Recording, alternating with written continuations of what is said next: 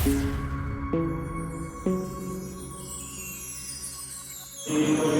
لي أمري واحلل عقدة من لساني يفقهوا قولي.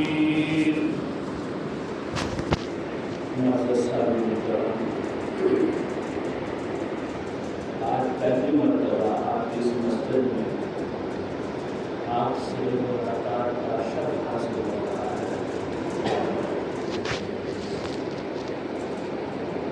اللہ مجھے خیال عطا فرمائے. جناب اصغر صاحب کو اور معروف صاحب کو جو ہماری اس ملاقات کا سبب بنا، اور اللہ مجھے خیال عطا فرمائے ہمارے قاری صاحب کو کہ انہوں نے ہمیں موقع عطا فرمایا. جس عنوان کے اوپر آج گفتگو کرنے کا سوچا ہے وہ آپ سمجھ ہی چکے ہوں گے آیت قرآن سے.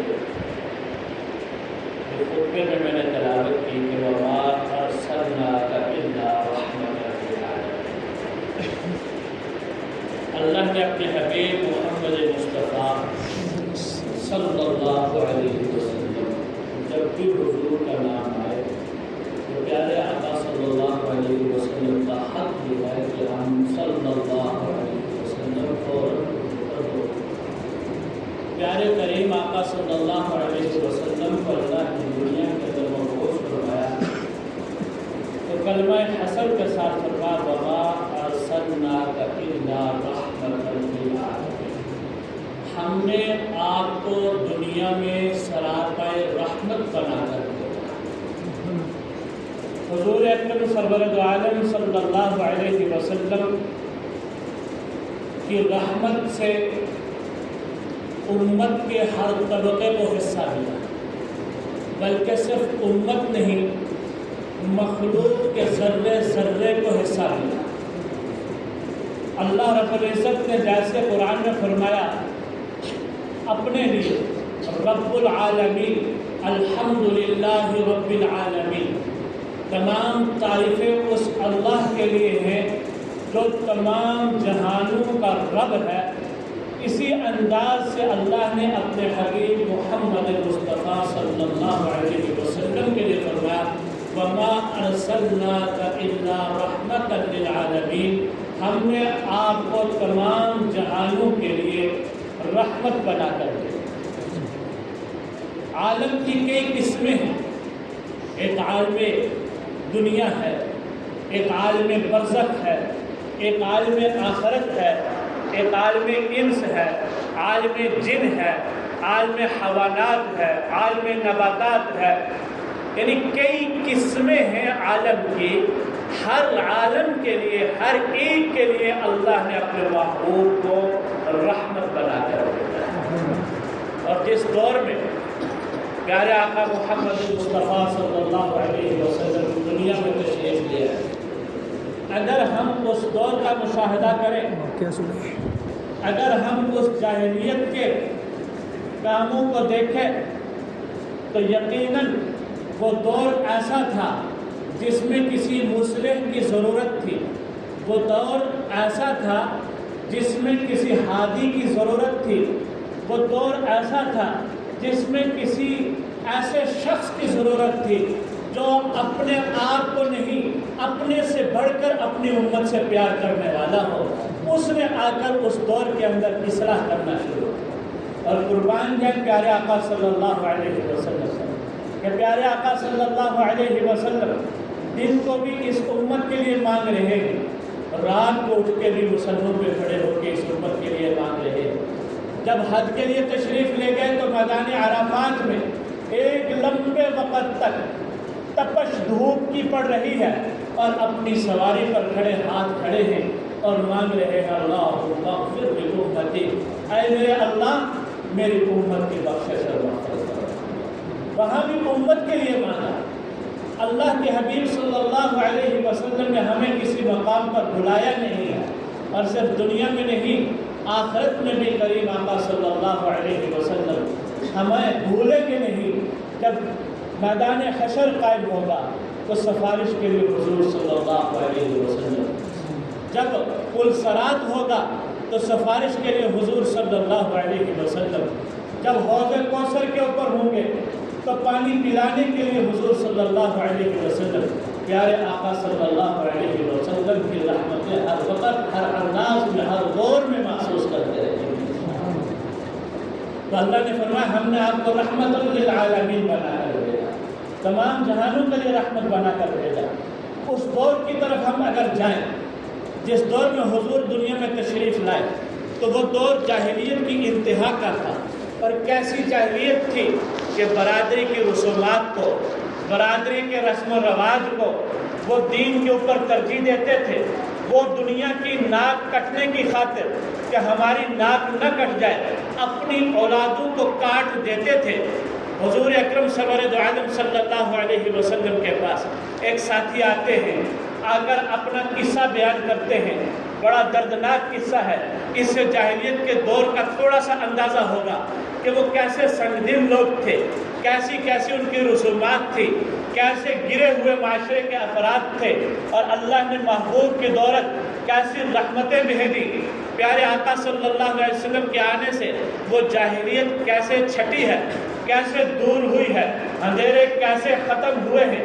وہ حضور صلی اللہ علیہ وسلم کے پاس تشریف لاتے ہیں، آ کر کہنے لگے یا رسول اللہ صلی اللہ علیہ وسلم، میں ایمان تو لایا ہوں لیکن جب مجھے اپنی جاہلیت کی بات یاد آتی ہے تو میں سو نہیں سکتا، رات ہوتی ہے، آنکھ لگتی ہے، ایک دم بیدار ہو کے اٹھ کے بیٹھ جاتا ہوں۔ یا رسول اللہ صلی اللہ علیہ وسلم، میں نے ایسا گناہ کیا ہے کہ کیا وہ میرا گناہ معاف ہو سکتا ہے؟ حضور نے پوچھا صحابی بتلائیے تو صحیح، ہوا کیا ہے؟ کہنے لگے جاہل تھا، کہیں سفر میں جانا تھا، میری اہلیہ امید سے تھی، میں نے سفر لمبا کرنا تھا، میں اپنی اہلیہ کو کہہ کے گیا کہ میں سفر میں جا رہا ہوں، یہ میرا خرچ ہے، اپنے پاس رکھنا، اللہ جو اولاد دیں گے، اگر اللہ نے تجھے بیٹا دیا اس کی اچھی تربیت کرنا، اس کی تعلیم پہ خرچ کر دینا، اس کی تربیت پہ خرچ کر دینا، اس کے کھانے پینے میں کمی نہ آنے دینا، اس کی ہر ضرورت کو پورا کرنا۔ لیکن اگر بیٹی ہوئی تو ایسے نہ ہو میں سفر سے واپس آؤں اور میں دیکھوں کہ میرے گھر میں بیٹی ہے اور میری ناک کٹ جائے، برادری میں مجھے کوئی جینے نہ دے، ہر ایک طرح دینا شروع کر دے، اس لیے اس کو فوراً دفن کر دینا، اس کو فوراً مار دینا۔ کہتے ہیں ہوا یہ، میں سفر میں نکل گیا، میں اپنی بات بھول گیا، واپس جب آیا تو اتنے عرصے میں میری ایک بیٹی پیدا ہو چکی تھی، لیکن اس کی والدہ نے اس کو اپنی بیٹی نہیں بنا کے رکھا، اس کو اپنے پڑوسن کو ماں کہلانا سکھوا دیا، اپنے آپ کو خالہ کہلوانا سکھا دیا، اس لیے کہ جب میرا خاوند آئے گا ایسے نہ ہو وہ آئے اور اس جاہلیت کے بھوت کے سوار ہونے کی وجہ سے میری اس بیٹی کو قتل کر دے۔ تو کہتا ہے ہوا یوں، جب میں گھر میں آیا میں نے دیکھا ایک خوبصورت سی بچی ہے، بہت پیاری بچی ہے، وہ کھیلتی کودتی ہے اور وہ میری بیوی کے ساتھ کام بھی کرواتی رہتی ہے، دن سارا میرے گھر رہتی ہے، شام ڈھلتی ہے وہ ساتھ پڑوسن کے گھر چلی جاتی ہے۔ میں نے بیوی سے پوچھا یہ بچی کون ہے؟ کہنے لگی یہ پڑوسیوں کی بچی ہے، میں اکیلی ہوتی ہوں، گھر میں اکیلی تھی، میں نے کہا چلو یہ بچی میرے کاموں میں میرا ہاتھ بٹا دیا کرے گی، میرا دل بھی بہلا دیا کرے گی، میں اسے کھیل کود کر لیا کروں گی، یہ مجھے خالہ بولتی ہے، یہ آتی ہے کھیلتی ہے، شام کو گھر چلی جاتی ہے۔ کہنے کا مجھے ہوا یوں، وہ بچی آہستہ آہستہ دن گزرتے چلے گئے، اچھی لگنا شروع ہو گئی، وہ میرے ساتھ مانوس ہو گئی، کبھی آتی میری گود میں بیٹھتی، کبھی آتی میری داڑھی کے ساتھ کھیلتی، کبھی آتی میرے بالوں کے ساتھ کھیلتی، کبھی میرے کپڑوں کو سیدھا کرتی، کبھی کچھ کرتی، مجھے بہت اچھی لگنے لگی۔ ایک دن میری زبان سے نکل گیا کہ میری بیوی کاش یہ بیٹی میری ہوتی، کتنا اچھا ہوتا، میری گود کے اندر بھی کوئی اپنی بچی کھیلنے والی ہوتی، تیری گود بھی بھر جاتی۔ وہ جب اس نے دیکھا آج میرے لفظ منہ سے محبت کے نکل رہے ہیں، پیار کے نکل رہے ہیں، اس نے کہا یہ آپ سچی بات کہہ رہے ہیں، یہ زبان کے الفاظ ہیں؟ میں نے کہا نہیں، دل سے بات کہہ رہا ہوں، سچی کہہ رہا ہوں۔ کہنے لگے اچھا اگر یہ واقعتاً سچ ہے تو آج میں بھی حقیقت بتا دیتی ہوں، یہ بیٹی آپ ہی کی بیٹی ہے، یہ کسی پڑوسن کی بیٹی نہیں۔ میں نے تو اس ڈر سے اپنے آپ کو خالہ کہلوانا سکھایا تھا، پڑوسیوں کو ماں کہنا سکھایا تھا کہ کہیں آپ آتے ہی اس کو قتل نہ کر دیں لیکن یہ بیٹی آپ کی ہی ہے۔ کہنے لگا بس کیا تھا، جب یہ پتہ چلا میرے گھر میں بیٹی تو فوراً وہ جاہلیت کا بھوت سوار ہو گیا۔ میں نے کہا اچھا اگر یہ میری بیٹی ہے میں بازار میں جاؤں گا، لوگ کہیں گے تیری بیٹی گھر میں موجود ہے، وہ کسی کی بہو بنے گی، کسی کے گھر میں جا کر خدمت کرے گی۔ تو آپ نے اس صحابی کہتے ہیں وہ جاہلیت کا بھوت سوار تھا، میں آیا، میں نے گھر میں اہلیہ کو کہا میں نے ایک دوست کے گھر جانا ہے، دعوت ہے، اس بچی کو تیار کرو، میں اپنی بیٹی کو ساتھ لے کے جانا چاہتا ہوں۔ اس کو نہیں بتلایا۔ جاتے ہوئے جب نکلنے لگے میں نے ایک اپنے ساتھ بیلچا اٹھا لیا، پھاوڑا اٹھا لیا اور میں چل دیا۔ بچی ساتھ چل رہی ہے اور کہہ رہی ہے دوست کے گھر جا رہے ہیں، بیلچے کی کیا ضرورت ہے، پھاوڑے کی کیا ضرورت ہے، اس کو ساتھ کیوں اٹھایا؟ لیکن کہتا وہ جاہلیت کا بہت سوار تھا، لیکن میں کچھ کہہ نہ سکا، بیٹی کو جواب نہ دے سکا۔ چلتے چلتے ایک جنگل میں جا کر رک گیا۔ بچی پوچھنے لگی کیا جنگل کے اندر بھی دوست ہوا کرتے ہیں، کیا جنگل کے اندر بھی آپ کے دوست رہتے ہیں؟ میں کچھ جواب نہ دیتا۔ وہ پیارے پیارے اونٹوں کے ساتھ خوبصورت باتیں کرتی، لیکن میرے اوپر وہ جاہلیت کا بھوت سوار۔ میں نے گڑھا کھودنا شروع کر دیا۔ کہتے ہیں جب میں گڑھا کھودنے لگا وہ مٹی اچھلتی میرے کپڑوں پہ پڑتی، وہ دوڑتی آتی میرے کپڑوں کو جھاڑتی، میرا پسینہ نکلتا، اپنے چھوٹے سے دوپٹے کے ساتھ میرا پسینہ صاف کرتی، میری داڑھی کے اوپر مٹی پڑ گئی، اس کے اپنے ننھے ننھے ہاتھوں کے ساتھ میری داڑھی کو صاف کرنا شروع کر دیا اور بارہا سوال کرتی رہی بتلائیے تو صحیح یہاں جنگل میں اس گڑھے کے کھودنے کا مقصد کیا ہے؟ میں نے کوئی جواب نہ دیا۔ جب گڑھا پورا کھود لیا میں نے اس کو بالوں سے پکڑا، اس گڑھے کے اندر ڈالنے لگا۔ وہ بچی سمجھ گئی کیونکہ جاہلیت کا رواج تو یہی تھا، وہ سمجھ گئی آج میرا والد مجھے گاڑنے لگا ہے۔ اس نے کہا ابا جی اگر آپ کو یہ ہے کہ میں آپ کے گھر میں نہ آؤں، خدا کی قسم کبھی تمہارے گھر میں قدم نہیں رکھوں گی۔ اگر آپ کو یہ ہے کہ میں آپ کے گھر میں رہوں گی، آپ سے پہننے کے لیے کپڑے مانگوں گی، آپ سے کھانے کے لیے روٹی مانگوں گی، میں قسم کھا کے کہتی ہوں میں کسی سے مانگ کے کھا لوں گی، کبھی آپ سے کسی چیز کی ڈیمانڈ نہیں کروں گی، سوال نہیں کروں گی، لیکن مجھے یوں زندہ درگور مت کیجیے، اس گڑھے میں مت ڈالیے۔ کہتا پھر کیا تھا؟ وہ جاہلیت کا بھوت جو سوار، میں نے اس کی ایک نہ سنی اور کرتے کرتے میں اس کے اوپر مٹی ڈالتا گیا، وہ چیختی گئی اور ہوا یوں میں نے اس کو پورا دفن کر دیا۔ جب دفن کر کے واپس گھر پہنچا دل کے اوپر چوٹ لگی، میں نے کیا کر دیا؟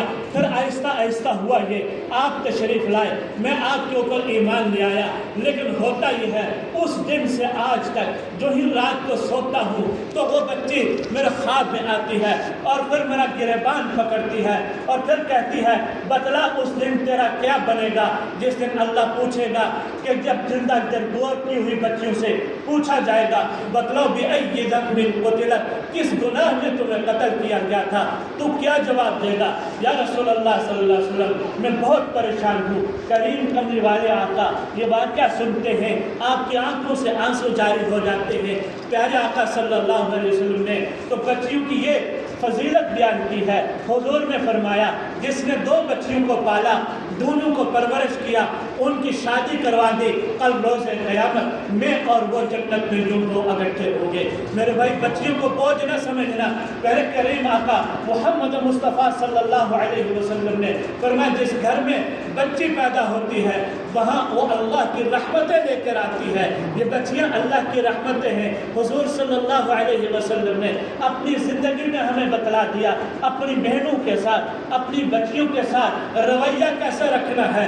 حضور کی باقی بیٹیاں تو آپ کی زندگی میں انتقال کر گئی ہیں، حضرت فاطمہ الزہرا رضی اللہ تعالی عنہا یہ بعد میں بھی زندہ رہی، لیکن حضرت فاطمہ سب سے چھوٹی تھی۔ حضور نے فرمایا سیدۃ النساء اہل الجنہ الفاطمہ، فاطمہ جو جنت کی عورتوں کی سردار ہے، لیکن حضور صلی اللہ علیہ وسلم جب سفر میں جاتے ہیں سب سے آخر میں اپنی بیٹی سے ملتے ہیں۔ جب سفر سفر سے واپس آتے ہیں سب سے پہلے اپنی بیٹی کے ساتھ ملتے ہیں۔ پیارے آقا صلی اللہ علیہ وسلم اپنی بیٹی کی شادی کے بعد بھی حضور جب حضرت فاطمہ کے گھر جاتے تو والد کی حیثیت سے بات کرتے اور اتنی نرمی سے بات کرتے کہ بسا اوقات گھر کے کاموں میں حضرت فاطمہ کا ہاتھ بٹا دیتے۔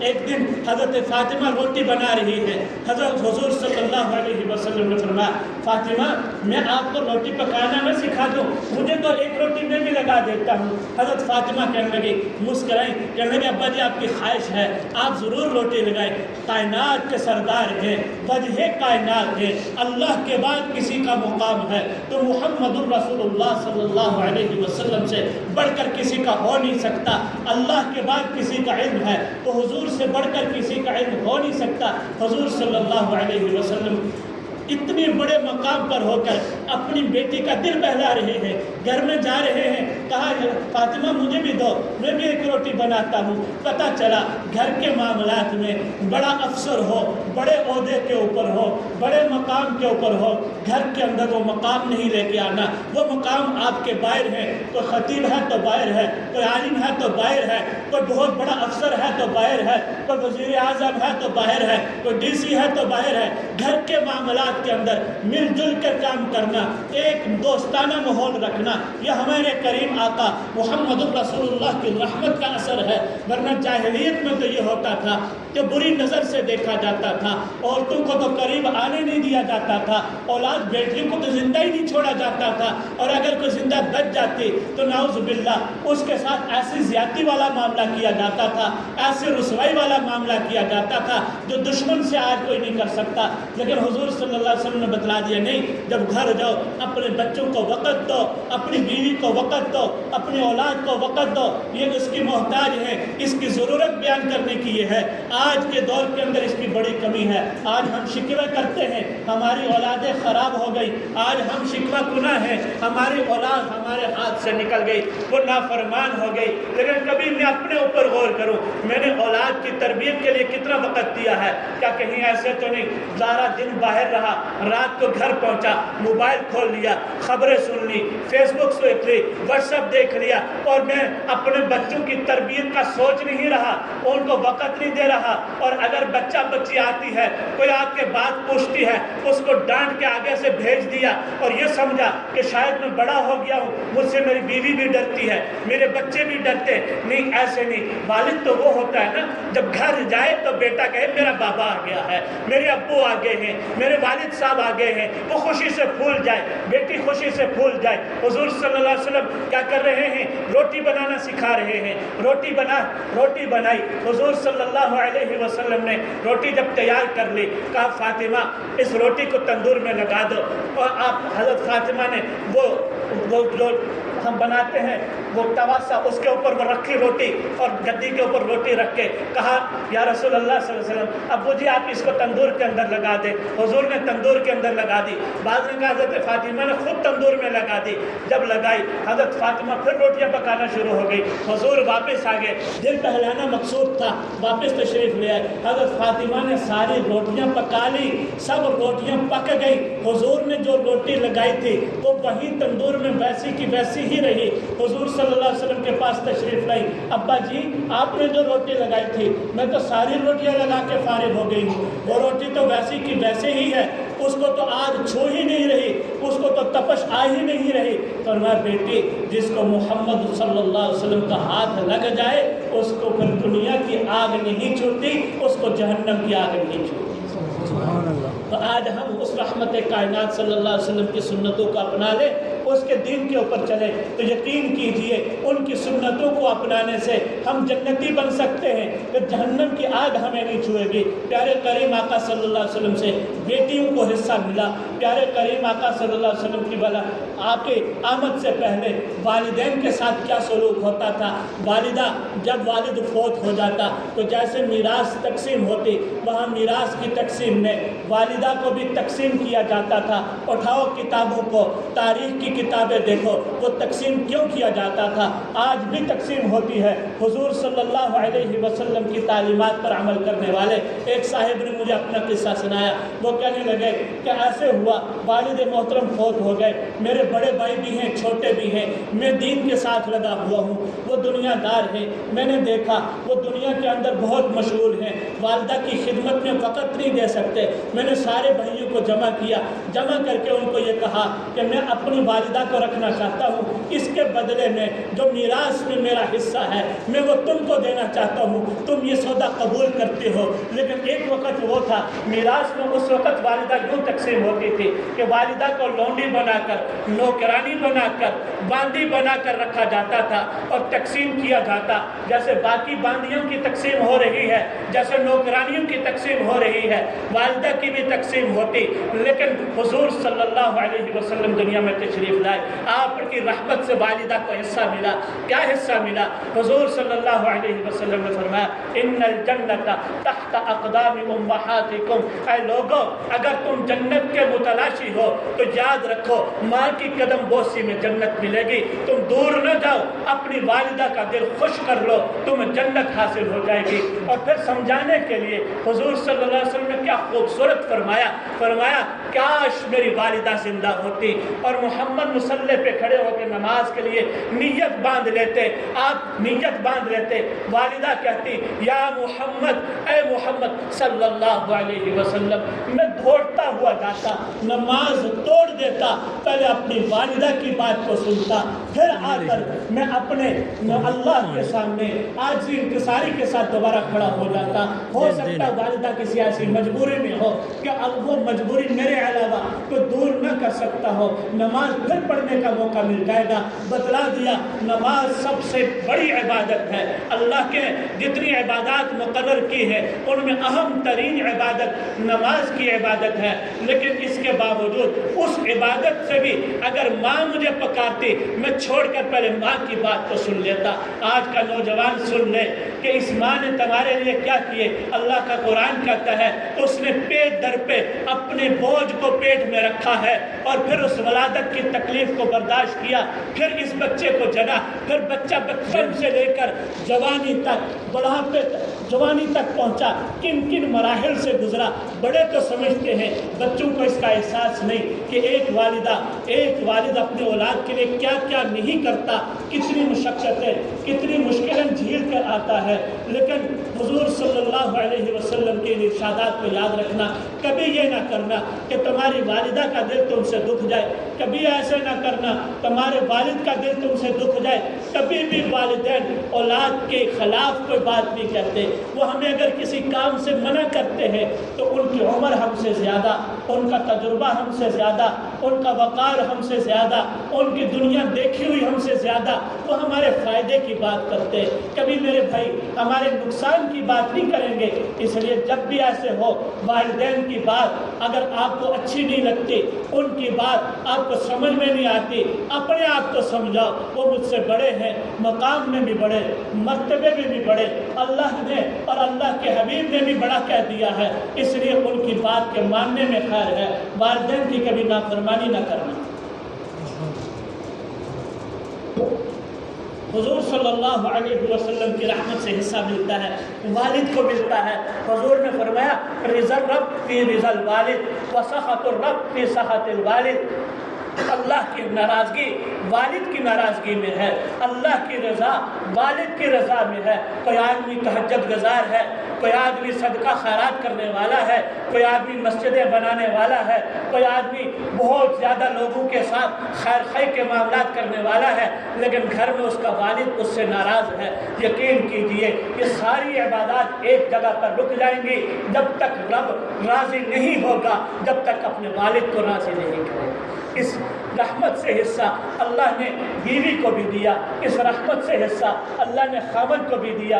جاہلیت کے اندر بیویوں کو مارنا، بیویوں کو ستانا یہ ہنر سمجھا جاتا تھا، یہ بڑائی کی بات سمجھی جاتی تھی۔ حضور صلی اللہ علیہ وسلم اپنی زندگی پیش کرتے ہیں، 11 بیویوں کے ساتھ آپ نے زندگی گزاری، ان ساری زندگی کے اندر پیارے آقا صلی اللہ علیہ وسلم نے کبھی کسی بیوی کے اوپر ہاتھ نہیں اٹھایا، کبھی کسی بیوی کو سخت ڈانٹا نہیں۔ حضور نے فرمایا خیرکم لأہلیکم، تم میں سب سے بہترین شخص وہ ہے جو اپنے گھر والوں کے ساتھ بہترین ہے۔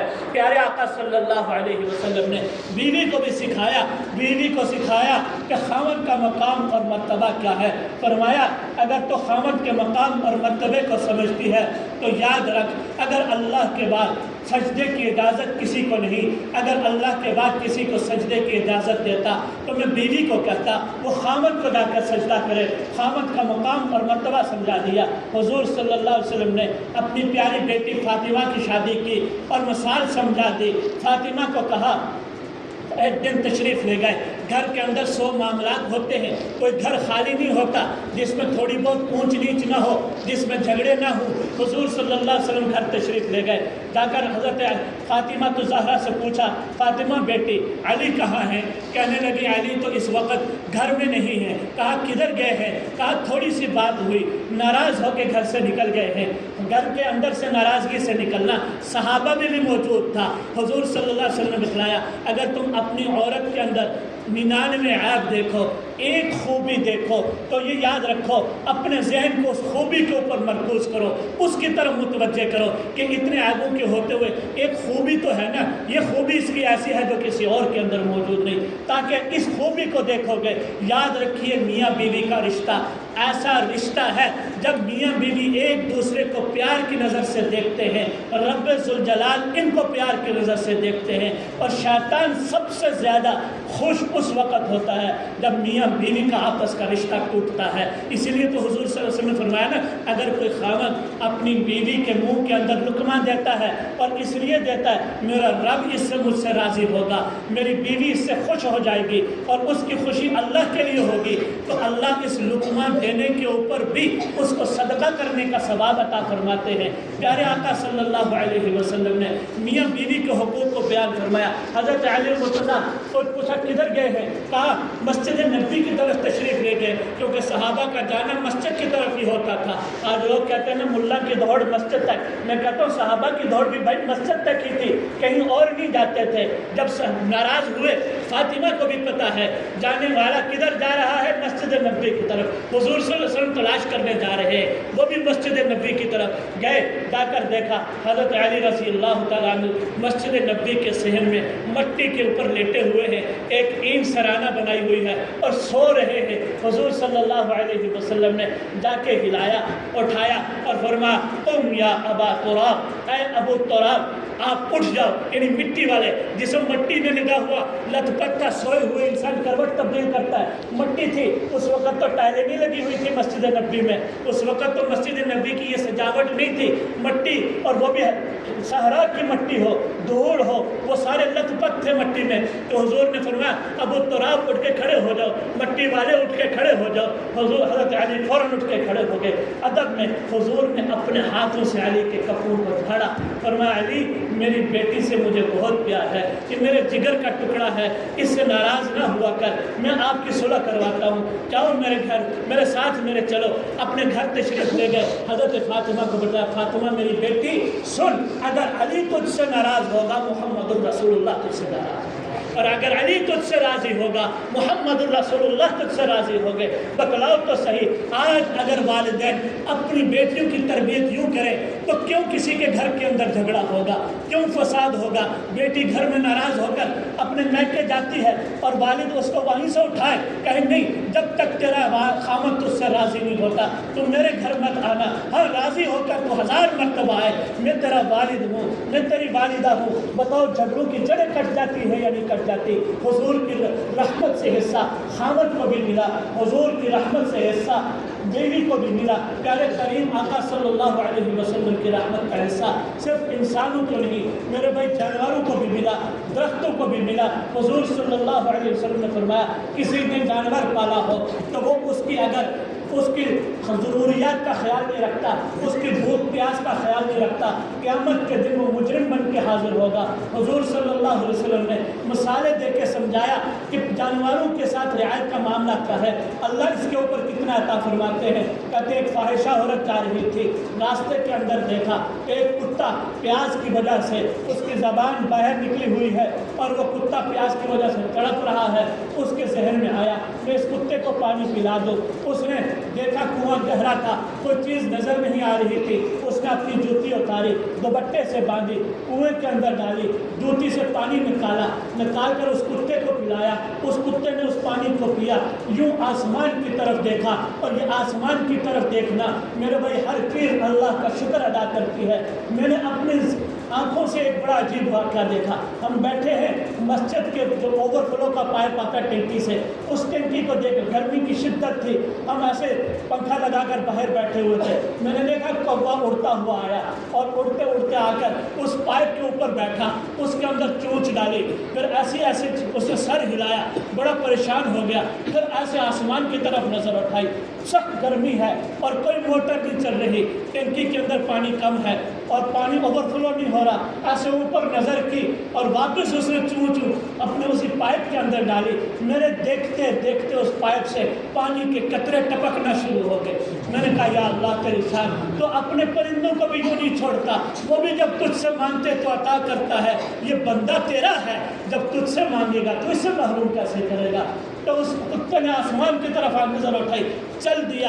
پیارے آقا صلی اللہ علیہ وسلم نے فرمایا اس عمل کی وجہ سے جب وہ دنیا سے چلی گئی، اللہ نے فرمایا تو نے میرے ایک جانور پہ رحم کھایا تھا، میں اللہ تو غفور الرحیم ہوں، تیرے رحم کا بدلہ دوں گا، آج تجھ پر رحم کرتا ہوں، جا تیرے سارے گناہوں کو معاف کر۔ اور دوسری طرف فرمایا ایک عورت نے بلی رکھی ہوئی تھی اور اس کو پیاس بھوک کی وجہ سے اس نے کھانا پینا نہیں دیا، وہ تڑپ تڑپ کر مر گئی۔ عورت بھی بہت نیکوکار تھی، لیکن جب دنیا سے چلے گئی، اللہ کے حضور پیشی ہوئی تو اللہ رب العزت نے اس اور بلی کے بھوکا رکھنے کی وجہ سے اسے جنت سے اٹھا کر جہنم کے اندر رکھ دیا۔ تو اللہ کے حبیب صلی اللہ علیہ وسلم کی رحمت سے جانوروں کو بھی حصہ ملا ہے، جانوروں کو تو چھوڑو درختوں کو بھی حصہ ملا۔ پیارے آقا صلی اللہ علیہ وسلم نے درخت کے سائے کے اندر تقاضا کرنے سے منع فرمایا یہ درخت کا سایہ چھوٹا لمبا ہوتا ہے، تمہیں معلوم ہے یہ کیا ہے؟ صحابہ نے کہا یا رسول اللہ صلی اللہ علیہ وسلم آپ بتلا دیجئے۔ فرمایا یہ درخت کا سایہ چھوٹا لمبا ہونا یہ درخت کا سجدہ کرنا ہے، جب درخت جھک جاتا ہے اس کا سایہ بڑھ جاتا ہے، جب اٹھ جاتا ہے اس کا سایہ گھٹ جاتا ہے، یہ بھی اللہ کے حضور سجدہ کرتا ہے۔ یہ درخت فرمایا یہ اللہ کی تسبیح میں لگے رہتے ہیں، بغیر ضرورت کے ان کی ٹہنی بھی مت توڑا کرو۔ پیارے آقا صلی اللہ علیہ وسلم نے تو درختوں کے حقوق بیان فرمائے، جانوروں کے حقوق بیان فرمائے۔ حضور صلی اللہ علیہ وسلم ایک سفر میں ہے، آپ صلی اللہ علیہ وسلم کے پاس ایک اونٹ دوڑتا ہوا آیا اور آ کر یوں سر جھکا لیا، سر جھکا کر واپس سر اٹھایا اور حضور صلی اللہ علیہ وسلم فرمایا اس کا مالک کون ہے؟ تو اس کے مالک کو بلایا، فرمایا یہ اونٹ شکایت کرتا ہے تو اس سے کام زیادہ لیتا ہے اور اس کو چارہ تھوڑا دیتا ہے، آج کے بعد چارہ زیادہ دینا ہے، اس سے کام تھوڑا لینا ہے۔ حضور صلی اللہ علیہ وسلم نے تو جانوروں کی سفارشیں کی۔ میرے بھائیوں پیارے بھائیوں، اللہ کے حبیب صلی اللہ علیہ وسلم دنیا میں تشریف نہ لاتے آج پتہ نہیں ہم کس حالت میں ہوتے۔ حضرت آدم علیہ السلام ایک دانہ کھایا، گناہ نہیں ہے، خطا ہے۔ خطا اسے کہتے ہیں جس کے اوپر اللہ کی طرف سے زیادہ پکڑ نہیں ہوتی، لیکن انبیاء کا مقام بہت بلند ہوتا ہے، ان کی خطاؤں کے اوپر بھی اللہ ان کو تنبیہ فرماتے ہیں۔ اللہ نے جنت سے نکال دیا، اللہ نے لباس جنت کا لے لیا۔ میں اور آپ روزانہ کتنے گناہ کرتے ہیں، کتنے برائیاں کرتے ہیں، لیکن کبھی ایسے نہیں ہوا اللہ نے کہا ہو تم اب اپنے واپس گھر نہیں آ سکتے، اللہ نے کہا ہو اب تمہیں تمہارا لباس نہیں مل سکتا۔ ہم گھر بھی لوٹ رہے ہیں، لباس بھی مل رہا ہے۔ پیارے کریم آقا صلی اللہ علیہ وسلم نے اللہ سے مانگا تھا یا اللہ میری امت کو رسوا نہ کرنا، اس رسوائی سے اللہ نے بچا دیا۔ پہلی امتوں کے تذکرے پڑھے، کس سے پڑھے؟ پہلی امتیں گناہ کرتے تھے، دروازے پر گناہ لکھ لیا جاتا تھا، باہر گناہ کرتی تھی، ماتھے کے اوپر گناہ لکھا ہوتا تھا۔ اللہ رب العزت ان کی شکلوں کو مسخ کر کے بندر اور خنزیر میں اللہ نے ان کو بدل دیا۔ حضور نے اللہ سے دعا کی یا اللہ میری امت کی شکلوں کو مسخ نہ کرنا، اللہ رب العزت نے اس امت کی شکل کو مسخ نہیں کیا، اللہ نے ان کے گناہوں کی وجہ سے ان کے دروازوں کے اوپر لکھ کر ان کو رسوا نہیں کیا۔ پہلی امتوں کے قصے پڑھے، حضرت موسیٰ علیہ السلام کی شریعت میں یہ تھا کہ اگر کوئی گناہ کر دیتا تو اس گناہ کے جرمانے میں اپنے بھائی کو قتل کرتا، پھر گناہ معاف ہوتا، اور گناہ کر لیتا اگر کپڑے کے اندر نجاست لگ گئی، کپڑا کاٹتا تو پاک ہوتا، جسم کے اوپر نجاست لگ گئی، جسم کو کھرچتا تو پاک ہوتا، ایسے پاک نہیں ہوتا تھا۔ حضور صلی اللہ علیہ وسلم نے اللہ سے مانگا، یا اللہ میری امت اتنی مشقتیں برداشت نہیں کر سکتی، اے اللہ ان پہ کرم والا معاملہ کرنا۔ اللہ نے کرم والا معاملہ کیا، اللہ نے فرمایا دھو لو، پاک ہو جائے گا۔ گناہ کیا ہے اللہ سے ایک مرتبہ کہہ دو، یا اللہ میں توبہ کرتا ہوں، میری پرانی زندگی کیسی تھی جیسی تھی، یا اللہ اب میں لوٹ آیا ہوں، آپ کے دربار میں آ گیا ہوں۔ میرے کریم آقا صلی اللہ علیہ وسلم نے فرمایا، رحمت للعالمین نے فرمایا، اللہ ایسے خوش ہوتے ہیں صحرا کے اندر ایک آدمی اپنے جانور کے اوپر، سواری کے اوپر اپنی کل پونجے رکھ کر وہ سو گیا صحرا میں، اور آنکھ کھلی، دیکھا جانور وہیں موجود نہیں، دور دور تک اس نے تلاش کیا، کہیں جانور ملا نہیں، اور وہ پھر وہیں پر لیٹ گیا اس انتظار میں کہ بھوک اور پیاس کی شدت ہے، اسی شدت میں کس وقت میری روح قبض ہوتی ہے۔ ابھی وہ سویا ہی تھا، اچانک آنکھ کھلی، یا آنکھیں بند کی تھی، اچانک کھلی تو دیکھا کہ سامنے سواری کھڑی ہے۔ اس کی خوشی کا کیا عالم ہوگا جو موت کی انتظار کر رہا تھا، زندگی کے اسباب مل گئے۔ حضور صلی اللہ علیہ وسلم نے فرمایا کہ جب گناہگار بندہ اللہ سے توبہ کرتا ہے، اللہ اس سے زیادہ اپنے بندے سے خوش ہوتے ہیں، اس سے زیادہ خوش ہوتے ہیں۔ کریم آقا صلی اللہ علیہ وسلم کی رحمت سے ہر ایک کو حصہ ملا۔ یہ تو دنیا کے حصے تھے، باتیں بہت لمبی ہو سکتی ہیں، بہت سارے واقعات اس پہ موجود ہیں، کچھ بات آخرت کی بھی کر لیتے ہیں۔ آخرت کا دن، پہلا دن جو ہوگا، فرمایا اس دن کے اندر آسمان کے اوپر سے یہ سورج یوں نہیں ہوگا بلکہ سورج سوا نیزے کے قریب کر دیا جائے گا، اتنی تپش ہوگی، میدان حشر قائم ہوگا، ہر ایک اپنے گناہوں کی بدولت اپنے پسینے میں ڈوبا ہوا ہوگا۔ اس وقت کافر بھی یہ کہے گا اور مومن بھی یہ کہے گا، حساب کتاب شروع ہو جائے، چاہے جہنم میں بھیج دیا جائے، اس عذاب سے محفوظ رہے۔ پھر ایک ایک آدمی ایک ایک نبی کے پاس جائے گا، جا کر ان سے سفارش کروائیں گے۔ فرمایا سارے جمع ہو کر سیدنا آدم علیہ السلام کے پاس جائیں گے، اور آدم علیہ السلام کو کہیں گے، اے آدم، اللہ نے آپ کو اپنے ہاتھ سے پیدا کیا، آپ پہلے انسان، اللہ نے اپنے ہاتھ سے آپ کو بنایا، آپ پہلے انسان ہیں جس سے اللہ نے دنیا کو آباد کیا۔ آپ اللہ سے ہمارے سفارش فرما دیں، اللہ ہمارا حساب کتاب شروع کر دیں۔ حضرت آدم علیہ السلام کہیں گے، نہیں، میں نے وہ جو دانہ کھایا تھا، پتہ نہیں اللہ پوچھ رہے تو میں کیا جواب دوں گا، مجھے تو اپنی جان کی فکر ہے، اپنے نفس کی فکر ہے، میرا کیا ہوگا، اس لیے آج میں سفارش نہیں کر سکتا۔ پھر حضرت نوح علیہ السلام کے پاس جائیں گے، کہیں گے آپ اول الرسل ہیں، آپ کو پہلا رسول اور نئی شریعت دے کر دنیا میں بھیجا گیا، آپ سفارش کر لیں۔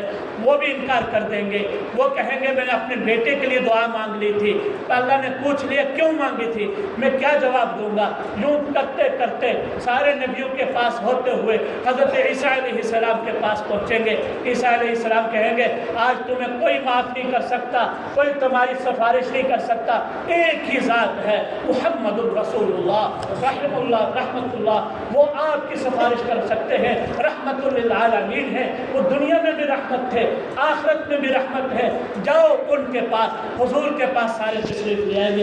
حضور صلی اللہ علیہ وسلم فرماتے ہیں، میں سجدے میں گر جاؤں گا اور اللہ کی تعریف ان الفاظ سے کروں گا جو اسی وقت اللہ مجھے القا فرمائیں گے، اور ایسے تعریف کریں گے کہ اللہ رب العزت کی رحمت جوش پہ آ جائے گی، اور اللہ فرمائیں گے، ارفع رأسک یا حبیبی، اے میرے محبوب اپنے سر کو اٹھا لیجیے، سل تؤتی، آپ مانگیے، جو آپ مانگیں گے آپ کو عطا کیا جائے گا۔ اس وقت حضور صلی اللہ علیہ وسلم سارے انسانیت کی سفارش فرمائیں گے، یا اللہ ان کا حساب کتاب شروع کر دیجیے۔